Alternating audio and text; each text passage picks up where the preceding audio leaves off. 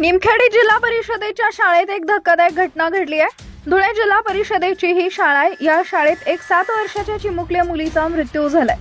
त्यामुळे हळहळ व्यक्त करण्यात येते। नेमकं काय घडलं ते पुढे बघा। त्या अगोदर आपल्या चॅनलवर नवीन असाल तर चॅनलला जरूर सबस्क्राइब करा। अर्चना खैरनार ही विद्यार्थिनी धुळे तालुक्यातील निमखेड जिल्हा परिषद शाळेत शिकत होती।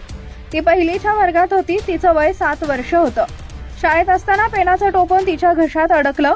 अर्चना ही शाळेत अभ्यास करत होती, त्यावेळी तिनं पेनाचं टोपण तोंडात धरलं होतं।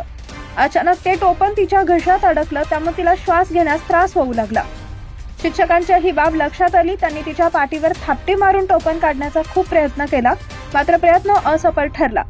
अर्चनाला नातेवाईक आणि शिक्षकांच्या मदतीनं धुळे येथील शासकीय रुग्णालयात दाखल करण्यात आलं, मात्र श्वास गुदमरल्यानं रुग्णालयातच तिचा दुर्दैवी मृत्यू झाला।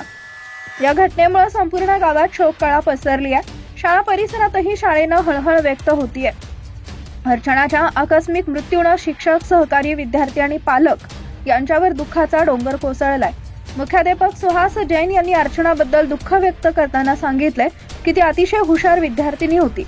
या घटनेनं मुलांच्या सुरक्षिततेबाबत सावधगिरी बाळगण्याची अधिक गरज आहे। पालक आणि शिक्षकांनी मुलांच्या सवयींकडे अधिक लक्ष देणं गरजेचं असल्याचं मत त्यांनी यावेळी व्यक्त केलं। अर्चनाचे आजोबा ही निमखेडचे रहिवासी आहेत। त्यांच्याकडेच ती शिक्षणासाठी होती। तिला चांगलं शिकवायचं, मोठं करायचं असं तिच्या कुटुंबाचं स्वप्न होतं। ती अभ्यासातही हुशार होती।